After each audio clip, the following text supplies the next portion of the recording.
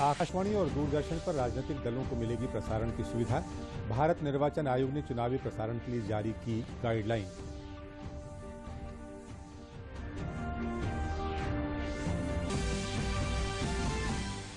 राष्ट्रव्यापी कोविड टीकाकरण की वर्षगांठ पर फतेहपुर, बरेली, हमीरपुर, लखनऊ और प्रयागराज सहित प्रदेश भर में लोगों ने टीकाकरण को लेकर दिखाया उत्साह, लगवाए टीके।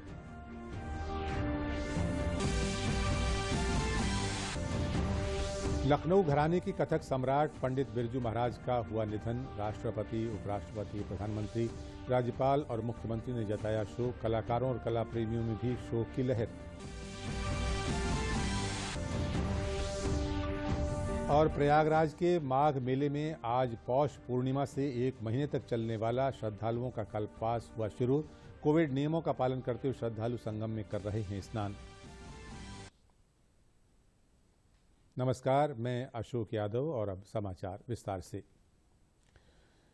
चुनाव आयोग ने हर बार की तरह इस बार भी राजनीतिक दलों को दूरदर्शन और आकाशवाणी के प्रादेशिक केंद्रों के माध्यम से अपना चुनावी एजेंडा मतदाताओं के बीच पहुंचाने का मौका देने का फैसला किया है।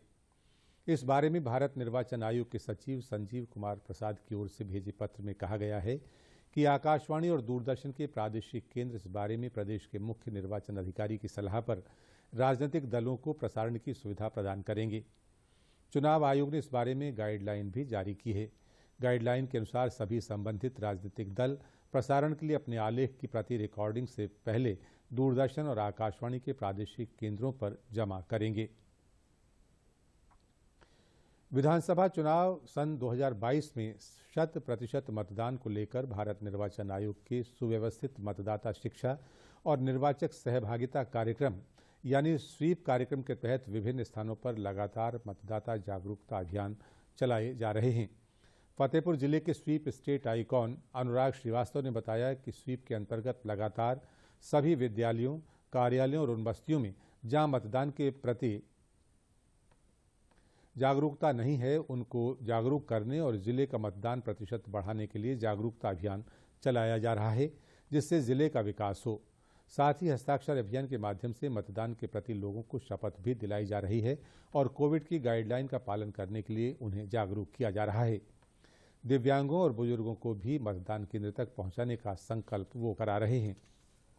क्षेत्र में मतदान सबसे ज्यादा होता है, वहाँ की बातें सबसे ज्यादा स्तर पर प्रमुखता से ली जाती हैं। तो इसे हम सभी ने जाति, पंथ, मजहब से ऊपर उठ करके विकास के लिए कृत संकल्पित होकर 100% मतदान अपने इस जनपद क्षेत्र में करने के लिए शपथ उठाई है और हमें अन्य लोगों को भी इस माध्यम से आगे जागरूक करने का बराबर प्रयास करता रहूँगा। जैसा कि बताया गया, हम लोगों को मतदान की शपथ दिलाई गई और हमारे जो है यूथ आइकन जो है अनुराग जी ने हम लोगों को शपथ दिलाई। तो हम यदा कदा कहेंगे कि सभी को 100% मतदान करना चाहिए और कोरोना गाइडलाइन का पालन करना चाहिए, कोरोना के नियमों का पालन करना चाहिए। जैसा गाइडलाइन माननीय मुख्यमंत्री ने दिया है, निर्वाचन आयोग ने दिया है, उसी के हिसाब से हमको मतदान करना चाहिए। ये हमारा अधिकार है। इसी अधिकार का प्रयोग कर हम नई सरकार का गठन करेंगे और यदा कदा हम कहना चाहते हैं कि कोरोना गाइडलाइन का पालन अनिवार्य रूप से करके ही मतदान करें। स्टेट स्वीप आइकन डॉक्टर अनुराग श्रीवास्तव जी द्वारा हम सभी लोगों को अधिक से अधिक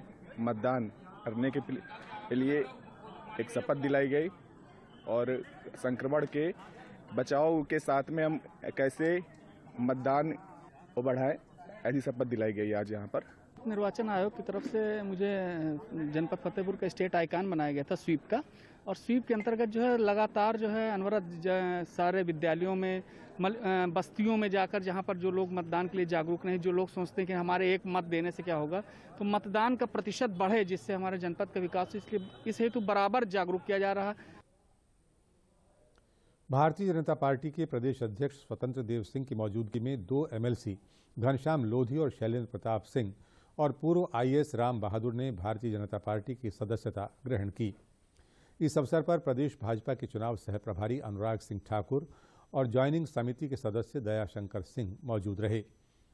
घनश्याम लोधी और शैलेंद्र प्रताप सिंह वर्तमान में समाजवादी पार्टी के MLC हैं। इनके साथ ही शिकोहाबाद के पूर्व विधायक ओम प्रकाश, फिरोजाबाद से पूर्व जिला पंचायत अध्यक्ष विजय प्रताप सिंह छोटू ने भी पार्टी की सदस्यता ग्रहण की। 2 बार सदस्य विधान परिषद MLC रहे हैं। ऐसे श्री घनश्याम लोधी आज भारतीय जनता पार्टी की सदस्यता ग्रहण कर रहे हैं, जिसके कारण पार्टी का कद बढ़ेगा। अपने राम बहादुर पूर्व आईएएस बीएसपी से पूर्व प्रत्याशी रहे मोहनलालगंज आज भारतीय जनता पार्टी की सदस्यता ग्रहण कर रहे हैं। आप सबके पार्टी में आने से पार्टी का कद बढ़ेगा और सुबह भी इत्र वाले मित्र और गुंडई दंगाई चरित्र के एजेंडे पर अखिलेश यादव जी इस बार फिर चुनाव मैदान में हैं। लेकिन भारतीय जनता पार्टी की पहली सूची देखते ही उन्होंने और उनके लोगों ने हार मान ली। यही वजह है कि हताश निराश समाजवादी पार्टी अब पूरी तरह हिंसा और धमकी पर की भाषा पर उतर आई है। उत्तर प्रदेश विधानसभा चुनाव को लेकर आम आदमी पार्टी ने 150 उम्मीदवारों की सूची जारी की है। आम आदमी पार्टी के यूपी प्रभारी संजय सिंह का कहना है कि आम आदमी पार्टी अकेले ही उत्तर प्रदेश में 403 विधानसभा सीटों पर चुनाव लड़ेगी। उन्होंने कहा कि ये उत्तर प्रदेश की जनता को तय करना होगा कि शिक्षा, स्वास्थ्य, रोजगार और किसानों को राजनीति के केंद्र में मुद्दे के रूप में लाने के लिए जनता योग्य और शिक्षित उम्मीदवारों को विधानसभा भेजे। उन्होंने कहा कि आम आदमी पार्टी ने घोषणा पत्र में अपने जिन वादों को कहा है, सरकार बनने पर उनको पूरा किया जाएगा। उत्तर प्रदेश में बदलाव की नई राजनीति के लिए राजनीति की गंदगी पर झाड़ू चलाने के लिए शिक्षा, स्वास्थ्य, रोजगार और किसानी को राजनीति के केंद्र में मुद्दे के रूप में लाने के लिए आम आदमी पार्टी उत्तर प्रदेश के 403 सीटों पर चुनाव लड़ेगी, जिसमें से लगभग 150 सीटों पर प्रत्याशियों का चयन आदरणीय अरविंद केजरीवाल जी के नेतृत्व में केंद्र के हमारे नेताओं ने लिया है और स्वीकृति दी है। 150 उम्मीदवारों में जिसका चयन अरविंद केजरीवाल जी ने और पूरे केंद्रीय नेतृत्व ने किया है, उनमें शिक्षित, योग्य और अच्छे उम्मीदवारों का चयन करने का पूरा प्रयास हम लोगों ने किया है। असदुद्दीन ओवैसी की party all India Majlis-e-Ittehadul Muslimeen ने उत्तर प्रदेश विधानसभा चुनाव के लिए पहली सूची जारी की है। पहली सूची में 9 उम्मीदवारों के नामों की घोषणा की गई है। पहली सूची में पहले चरण में होने वाले चुनाव के लिए उम्मीदवारों की सूची जारी की गई है। इसमें गाजियाबाद की लोनी सीट से डॉक्टर मेहताब और हापुड़ गढ़मुक्तेश्वर सीट से फुरकान चौधरी को उम्मीदवार बनाया गया है। प्रसिद्ध कथक सम्राट पंडित बिरजू महाराज का निधन हो गया है। वो 83 वर्ष के थे। लखनऊ घराने से ताल्लुक़ रखने वाले पंडित बिरजू महाराज के पोते स्वरांश मिश्रा ने सोशल मीडिया पोस्ट के जरिए उनके निधन के बारे में जानकारी दी। सन 1983 में पद्म विभूषण से सम्मानित पंडित बिरजू महाराज ने बॉलीवुड की कई फिल्मों में भी डांस कोरियोग्राफी की थी। इनमें उमराव जान, 1.5 इश्कियाँ, बाजीराव मस्तानी जैसी फिल्में भी शामिल हैं।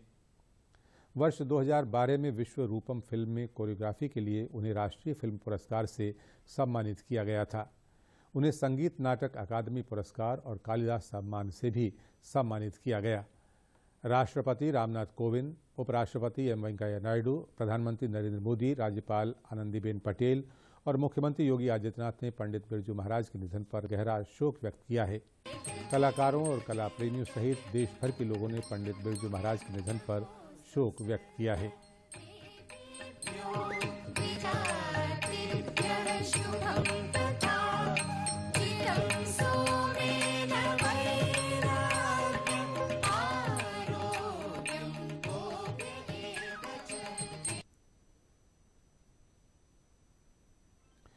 प्रयागराज में चल रहे माघ मेले में आज पौष पूर्णिमा से माघी पूर्णिमा तक 1 महीने तक चलने वाला तीर्थयात्रियों और श्रद्धालुओं का कल्पवास शुरू हो गया। आज पूर्णिमा पर बड़ी संख्या में देश और विदेश से आए श्रद्धालु पवित्र गंगा, यमुना और सरस्वती के संगम पर आस्था की डुबकी लगा रहे हैं। इस दौरान कोविड-19 काल में भी बड़ी संख्या में लोग संगम किनारे टेंट में निवास करेंगे। इस धार्मिक मेले में कल्पवासी बड़ी संख्या में आए हुए हैं और वो संगम तट की रेत पर माघी पूर्णिमा तक व्रत संयम के साथ कल्पवास करेंगे। कल्पवासी कल्पवास के दौरान 3 समय स्नान, पूजन, आध्यात्म और नियम व्रत का पालन करते हुए सादगी से जीवन का निर्वहन करते हैं। माघ मेले के एसपी राजीव रंजन मिश्र ने कहा कि मेले में स्नान घाटों पर सुरक्षा के कड़े इंतजाम किए गए हैं। प्रदेश में पिछले 24 घंटों में कोविड संक्रमण के 17,185 नए मामले सामने आने से सक्रिय मामलों की संख्या बढ़कर 1,03,474 हो गई है। राज्य में इस दौरान 10 लोगों की मौत भी हुई है। मुख्यमंत्री योगी आदित्यनाथ ने टीम 9 की बैठक में हालात की समीक्षा करते हुए राज्य के स्कूल कॉलेजों में ऑफलाइन पढ़ाई पर रोक 1 सप्ताह और बढ़ा दी है। प्रदेश के सभी स्कूल कॉलेज 23 जनवरी तक बंद कर दिए गए हैं। केवल ऑनलाइन पढ़ाई ही कराई जाएगी। मुख्यमंत्री ने कहा कि सभी जिलों में रात 10 बजे से सुबह 6 बजे तक कर्फ्यू को सख्ती से लागू कराया जाएगा। मुख्यमंत्री ने कहा कि नया वेरिएंट पहले के मुकाबले कमज़ोर है, लेकिन इसमें संक्रामकता अधिक है और इससे सावधानी जरूरी है।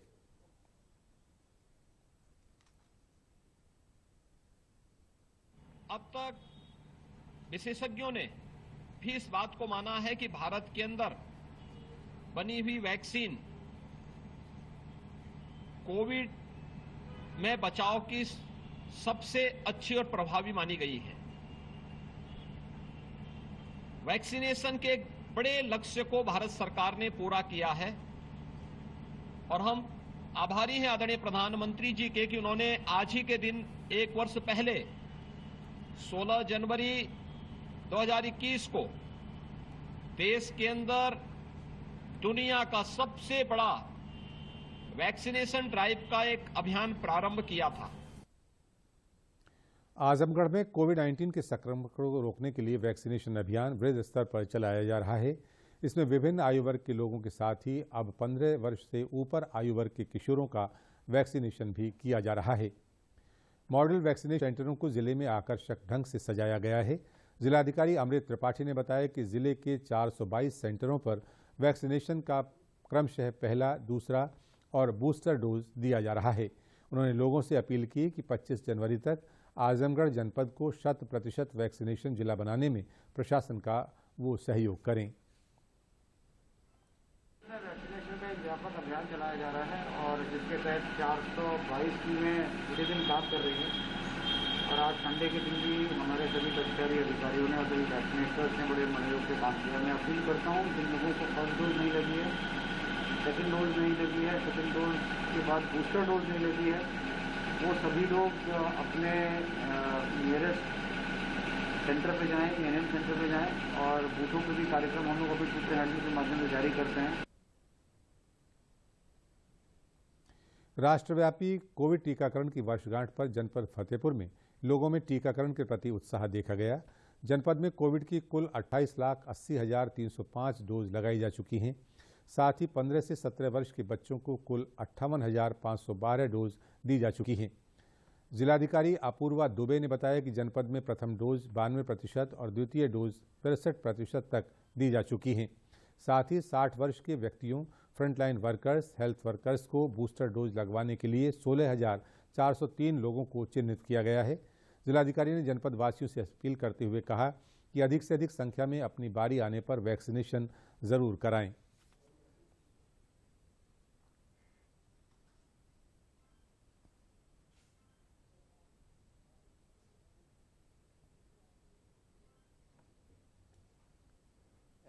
कि अपने जो निकटतम स्वास्थ्य केंद्र हैं, प्राथमिक स्वास्थ्य केंद्र हैं या जो अन्य केंद्र हैं, सरकारी हॉस्पिटल्स हैं, वहां पर जा करके अपना वैक्सीनेशन बच्चों का करवा दें। बच्चे भी जो 15 से 18 साल के मध्य के हैं वो अपना वैक्सीन करवाएं ताकि ये बच्चे सेफ हो जाएं और अभिभावकों की भी चिंता खत्म हो जाए और इस महामारी से लड़ने की एक प्रतिरोधक क्षमता आए। कोवैक्सीन का वैक्सीनेशन करवाया आज मैंने। और मेरी अपील सबसे यही है कि सभी बच्चे जो हैं वो अपना कोरोना का टीकाकरण करवा लें, क्योंकि इस समय तीसरी लहर का भी प्रकोप बढ़ रहा है। इसमें बच्चों का जो है, इसमें बताया गया है कि उसका खतरा ज़्यादा है। इस वजह से सभी लोगों से मेरी अपील है कि वो अपना टीकाकरण समय से करवा लें। मेरी उम्र 16 वर्ष है और आज मैंने कोविड टीकाकरण का पहला डोज ले लिया है। लोगों से मेरी यही अपील है कि वो जल्दी से जल्दी अपनी कोविड की डोज ले लें। वैसे तो सरकार हमें प्रोत्साहित कर ही रही है डोज लेने के लिए, परंतु मेरा मानना यह है कि सरकार के साथ साथ यह पहली जिम्मेदारी हमारी ही बनती है कि हम स्वयं अपने से ही वैक्सीनेशन लें, कोविड प्रोटोकॉल्स का पालन करें, शारीरिक दूरी बनाए रखें अथवा हाथ धोते रहें, सैनिटाइज करते रहें और सरकार के द्वारा दिए गए सभी नियमों का पालन करें। वैक्सीनेशन का जो प्रारंभ हुआ था वो गत वर्ष इसी समय में प्रारंभ किया गया था। सर्वप्रथम हेल्थ केयर वर्कर, उसके उपरांत फ्रंटलाइन वर्कर्स एंड 60+ पॉपुलेशन करते करते ग्रेडिंग कराते हुए हम लोगों ने जो पॉपुलेशन का कवरेज किया है, मैं बताना चाहूँगी कि प्रथम डोज का कवरेज, फर्स्ट डोजेज जो किया गया है वो हम लगभग करीबन 92% पर हम पहुंच गए हैं। 91.74% है टू बी प्रिसाइज।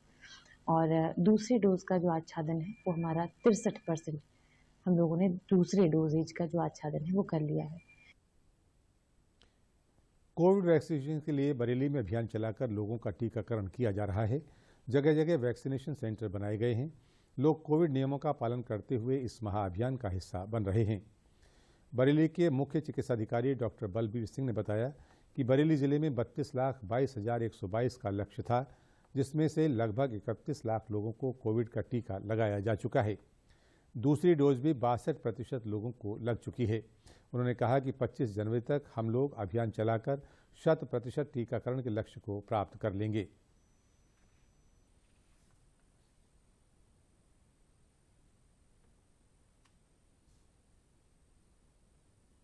मेरा नाम नन्नी देवी है। मैंने वैक्सीन दूसरी लगवाई है और आप लोग सभी लगवाइए और कोई दिक्कत नहीं है इसमें। जगह जगह कैंप लगवाए हैं, आसपास के लोग सभी लगवाइए। बहुत अच्छी बात है ये लगवाएं और ज़रूरी है इसे लगवाना, इससे बीमारी भगाना, इससे बीमारी भागेगी। जल्दी जल्दी सब लोग लगवाइए। मेरा नाम अर्चना राजपूत है और आज 16 जनवरी को ही टीकाकरण अभियान प्रारंभ हुआ था और आज यहाँ पर दूसरी डोज भी लगी है। और सबसे बड़ी बात यह है कि कुछ लोगों के मन में भय है कि हम टीका लगवाएंगे तो हमें बीमारी होगी। तो मैं आप सभी को ये आश्वासन दे रही हूँ और ये आपको बताना चाहती हूँ कि मेरे दोनों डोज लग गई हैं और किसी प्रकार की कोई भी समस्या नहीं हुई है। और हम सभी देशवासियों से ये निवेदन करते हैं कि यदि आप कोरोना जैसी महामारी को हराना चाहते हैं तो आप अपना टीकाकरण अवश्य कराएं और अपनी सुरक्षा तथा अपनों की सुरक्षा में पूरा योगदान दें। मेरा नाम मुनीष कश्यप है, मैं बिहारीपुर से रहने वाला हूं और मैंने कोरोना की दूसरी डोज लगवा ली है और मैं सुरक्षित हो चुका हूं और मैं चाहता हूं कि मेरा देश भी पूरी तरह सुरक्षित हो जाए। जगह जगह भारत सरकार द्वारा कैंप लगाए जा रहे हैं, सभी लोग निःशुल्क टीकाकरण करवाएं और एक दूसरे को बचाव करें। हमारा आज देश में 1 साल हो चुका है टीकाकरण का। कोरोना के बढ़ते मामले देख के आप सभी लोग एक दूसरे से कहें और निवेदन है सभी लोगों से कि टीका जरूर लगवाएं। हमीरपुर में जिला स्पोर्ट्स स्टेडियम में मेगा कोविड वैक्सीनेशन कैंप लगाया गया है। इसमें लोगों ने इस कड़कड़ाती ठंड में भी बढ़ चढ़कर हिस्सा लिया। कैंप में सभी वर्ग के लोगों का वैक्सीनेशन कराया गया। मेगा कैंप में लोगों की सुविधाओं के लिए हेल्प डेस्क सहित 8 काउंटर बनाए गए। मुख्य चिकित्साधिकारी एस.के. रावत ने बताया कि जिस तरह तीसरी लहर का प्रकोप बढ़ता जा रहा है, कोई भी वैक्सीनेशन से अछूता न रहे, सभी लोगों को वैक्सीनेट किया जा सके। इस उद्देश्य को पूरा करने के लिए मेगा वैक्सीनेशन कैंप लगाया गया है।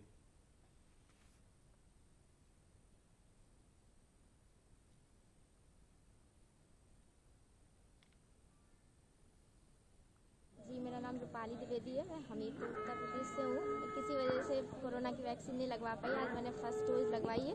हमारे जनपद में मेगा कैंप चल रहा है कोरोना का, तो इससे डोज लगवाने के बाद हम लोग जो ओमिक्रॉन वाली जो नेक्स्ट 3rd लहर आ रही कोरोना की, उससे अपने आप को काफ़ी प्रोटेक्ट कर पाएंगे और काफ़ी हम लोग अपनी हेल्थ के लिए अच्छा रहेगा। मतलब बचाव के लिए कोरोना से वैक्सीनेशन लगवाना जरूरी है और मतलब जो है वैक्सीनेशन लगवाने के मतलब बचाव और आगे भविष्य में मतलब जो है सब लोगों से मतलब जो है प्रेरणा है कि सब लोग लगवाएं। आज वैक्सीनेशन कैंप लगाया गया था। कोविड की दृष्टिकोण से ये बहुत ही अनिवार्य है। सभी नागरिकों का एक दायित्व है कि बूस्टर डोज, प्रथम डोज और द्वितीय डोज का समय समय पर लगवाना सुनिश्चित करें। यहाँ पर जो है मेगा वैक्सीनेशन कोविड का जो है कैंप लगा हुआ है। इसमें सभी वर्ग के लोगों को 15 से 17 साल के बच्चों को, 18 प्लस के और जो बुजुर्ग लोग हैं उनको फर्स्ट डोज, सेकेंड डोज और जो है हमारा बूस्टर डोज जो है वो दी जा रही है सभी लोगों को। यहाँ पर सभी प्रकार की वैक्सीन कोविशील्ड और कोवैक्सीन दोनों वैक्सीन जो है दी जा रही हैं सभी लोगों को। जो पहले लगवाया है जिसने उस हिसाब से उसको वो डोज दी जा रही है। मथुरा में मेगा वैक्सीनेशन अभियान के तहत जिले के विभिन्न 500 केंद्रों पर 45,000 लाभार्थियों को वैक्सीन लगाई गई। जिलाधिकारी नवनीत सिंह चहल ने वैक्सीनेशन सेंटरों का औचक निरीक्षण किया। विधानसभा सामान्य निर्वाचन 2022 के दृष्टिगत वैक्सीनेशन का कार्य जनपद में 100% कराना सुनिश्चित करें, जिसमें शहरी क्षेत्र के अलावा गोवर्धन तहसील के ग्राम अडीग, सौंख, पैंठा और परासौली में आशा कार्यकर्त्री, आंगनबाड़ी कार्यकर्त्री और एएनएम को आवश्यक निर्देश दिए गए, जिससे कोई भी व्यक्ति छूटने न पाए। जिलाधिकारी ने ग्रामवासियों से अपील करते हुए कहा कि वैक्सीनेशन अवश्य करा लें, जिससे आने वाले संक्रमण से बचने में आसानी हो।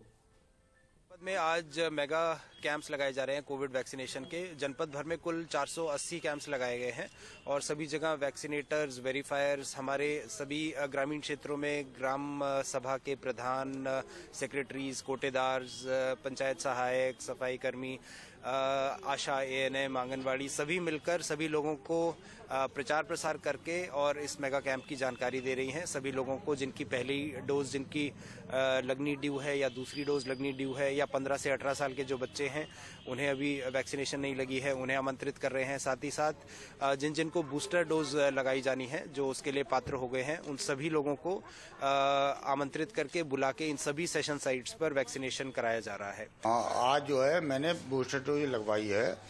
पहले दोनों जो है कोविशील्ड लगी थी, आज भी कोविशील्ड की थर्ड डोज बूस्टर डोज जो है मैंने लगवाई है 11:00 पे। और मैं आपके सामने बिल्कुल स्वस्थ हूँ, कोई दिक्कत नहीं है, बहुत अच्छी बात है। और हम जनता से जनार्दन से यही निवेदन करते हैं कि आप लगवाइए। 16 जनवरी को वैक्सीनेशन का 1 वर्ष पूरा होने पर प्रयागराज में अलग अलग स्थानों पर वैक्सीनेशन कैंप लगाए गए, जिनमें सभी आयु के लोगों ने बढ़ चढ़ कर हिस्सा लिया। अभी तक जिले में लगभग 64 लाख वैक्सीन की डोज दी जा चुकी हैं और कल पूरे जिले में 61,236 टीके लगाए गए। लोगों में खुशी की लहर देखी गई। लोगों ने वैक्सीनेशन होने पर खुशी व्यक्त की और 1 वर्ष पूरे होने पर सभी ने अपने आप को गौरवान्वित अनुभव किया। मैंने प्रयागराज में आज अपना डिस्ट्रिक्ट गवर्नमेंट हॉस्पिटल में दूसरी डोज मैंने कंप्लीट कर ली है और मुझे बताते हुए यह खुशी हो रही है कि आज आपका वैक्सीनेशन डे भी बोला जाएगा, जो कि वैक्सीन हमारा कोविड वैक्सीन जो 1 साल पूरा कंप्लीट हो गया है। और मैं ये कहना चाहूँगा कि जो कहीं भी अभी तक वैक्सीन नहीं लगवाए हैं वो अपना वैक्सीन लगवाएं और प्रयागराज में बहुत ही अच्छे तरीके से वैक्सीनेशन हो रहा है। आज वैक्सीनेशन का 1 साल कंप्लीट हुआ है इंडिया में। मेरी फर्स्ट डोज है। मैं 15 to 18 इयर्स की हूँ। माय नेम इज सौंदर्य गेसरवानी। मेरा नाम ऋचा मिश्रा है। मुझे आज 1 साल हो गए हैं, मेरे दोनों डोज लग गई है। थैंक यू फॉर गवर्नमेंट जो इन्होंने इतनी अच्छी अपील की है और इतना उनका सपोर्ट है।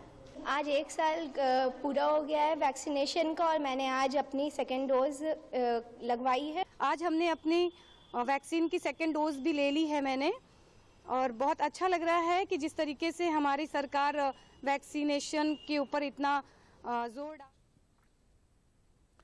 इलाहाबाद उच्च न्यायालय के मुख्य न्यायाधीश राजेश बिंदल ने कोरोना संक्रमण के बढ़ते प्रकोप को देखते हुए न्यायालय के सभी अनुभाग अधिकारियों और सुपरवाइजिंग अधिकारियों को 1 दिन के अंतराल पर 50% स्टाफ से ही काम लेने के निर्देश दिए हैं। उन्होंने ये भी निर्देश दिए कि 50% स्टाफ से इस तरह काम लिया जाए जिससे किसी भी सीट का काम रुकने न पाए। निबंधक न्यायिक द्वारा जारी अधिसूचना में कहा गया है कि जिस किसी अधिकारी और कर्मचारी को बुखार हो उसे तुरंत कोविड जांच करानी चाहिए। उच्च न्यायालय ने प्रयागराज और लखनऊ खंडपीठ परिसर में शराब पीकर आने, भांग, गुटखा और तंबाकू खाकर प्रवेश करने वालों को प्रतिबंधित कर दिया है। साथ ही गंभीर बीमारी से पीड़ित अधिकारियों और कर्मचारियों को इसकी सूचना न्यायालय प्रशासन को देने को कहा है, जिससे इस तरह के लोगों को ड्यूटी में छूट दी जा सके। घर से काम करने वाले कर्मचारी भी टेलीफोन और अन्य उपकरणों के माध्यम से उच्च न्यायालय में अपने अनुभाग में संपर्क में बने रहेंगे। राजधानी लखनऊ सहित प्रदेश के अधिकांश जिलों में कड़ाके की ठंड के चलते जनजीवन पर असर पड़ा है। लखनऊ में इस मौसम की सबसे ठंडी रात में कल मौसम विभाग ने न्यूनतम तापमान 6.2 डिग्री दर्ज किया है। दिन में भी ठंडी हवाओं और गलन से लोग परेशान रहे और दिन में अलाव तापते नजर आए। मौसम विभाग के अनुसार अगले कुछ दिनों तक ठंड से राहत मिलने के आसार नहीं हैं। आने वाले दिनों में घना कोहरा और शीतलहर जारी रहेगी। इसके अलावा 21 और 22 जनवरी से बरसात होने और ओले पड़ने की संभावना भी मौसम विभाग ने व्यक्त की है। ठंड का असर बुजुर्गों और बच्चों पर ज़्यादा दिखाई दे रहा है। प्रशासन ने जगह जगह रैन बसेरे और अलाव लगाकर लोगों को ठंड से राहत दिलाने के प्रयास किए हैं। नहीं रह गया, पब्लिक सड़क पे चल नहीं रही है, हम लोगों को बस ड्यूटी ही देनी पड़ रही है। ठंड से बचने के लिए अपने को फुल्ली प्रोटेक्ट किए हुए हैं, कपड़े पहने हुए हैं भाई। यहाँ पे ना हीटर बस जला लेते थोड़ी बहुत देर के लिए। बहुत ठंडी है, बहुत सर्दी है, व्यापार में कुछ है ही नहीं है, बाजार में फेंक नहीं है, आवागमन का बहुत कम। यहाँ पे ठंड के कारण 2-3 दिन ठंडी बढ़ गई तो यहीं काम करते हैं, तो यहाँ पे सो लेते हैं। हमारा नियोग्य पर आधार कार्ड जमा हुआ है नगर निगम द्वारा, हमको आराम दिया गया 2-3 दिनों से। और यहाँ पे बहुत ठंड बढ़ गई 2-3 दिनों से, तो हम लोग यहीं पे लेटते पड़ते हैं। तो ऐसे लेटे भैया, घर छोटा सा है भैया, परिवार में खुद ही नहीं पल पड़े और ये तो हम लेट गए आगे। अंत में इस बुलेटिन के प्रमुख समाचार एक बार फिर।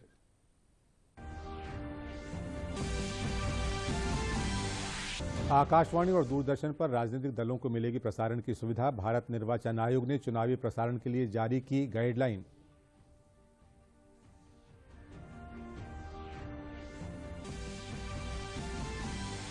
राष्ट्रव्यापी कोविड टीकाकरण की वर्षगांठ पर फतेहपुर, बरेली, हमीरपुर, लखनऊ और प्रयागराज सहित प्रदेश भर में लोगों ने टीकाकरण को लेकर दिखाया उत्साह, लगवाए टीके।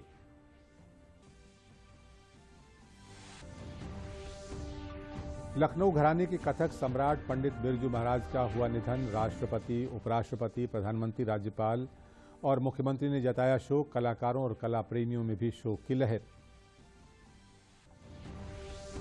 और प्रयागराज के माघ मेले में आज पौष पूर्णिमा से 1 महीने तक चलने वाला श्रद्धालुओं का कल्पवास हुआ शुरू। कोविड नियमों का पालन करते हुए श्रद्धालु संगम में कर रहे हैं स्नान।